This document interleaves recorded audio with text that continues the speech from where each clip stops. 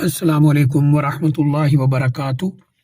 الحمدللہ رب العالمین والصلاة والسلام علی اشرف الانبیاء والمرسلین نبینا محمد وعلی آلہ واصحابہ اجمعین، اما بعد۔ یہ کسی ہماری بھی بہن نے سوال بھیجا ہے کہ کیا سٹرابری کھانا حرام ہے، اور ساتھ وہ یہ بھی کہہ رہی ہیں کہ انہیں کسی نے بتایا ہے کہ بعض لوگ اس طرح کا فتویٰ دیتے ہیں کہ سٹرابری کھانا حرام ہے۔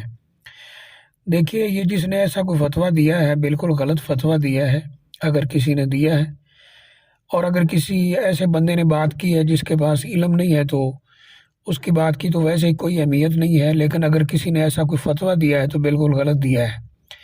سٹرابری جو ہے اس کو کھانا، اس کا جوس وغیرہ پینا بالکل جائز ہے، اس میں کسی قسم کا کوئی حرج نہیں۔ یہ سوال پہلے بھی بھیجا گیا اور بعض لوگوں کے ہاں یہ بات ہے بھی اس طرح کی کہ سٹرابری نہیں کھانی چاہیے، سٹرابری حرام ہے، لیکن شریعت کے اندر ایسی کوئی بات نہیں ہے۔ اس سلسلے میں پہلی گزارش تو یہ ہے کہ یہ جتنی کھانے پینے کی چیزیں ہیں یہ حلال ہیں، الا یہ کہ ان کے اندر کوئی ایسی چیز پائی جائے جو انہیں حرام کر دے۔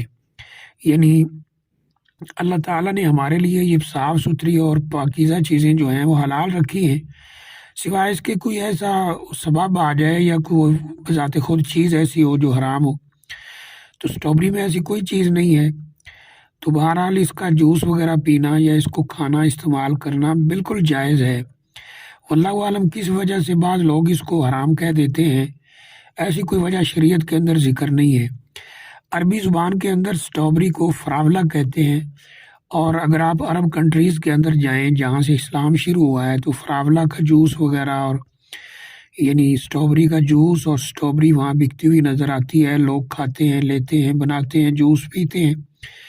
تو اس لیے جس نے کوئی ایسی بات کی ہے وہ بالکل غلط بات کی ہے، شریعت میں ایسی کوئی پابندی نہیں ہے، اس کو استعمال کر سکتے ہیں۔ اس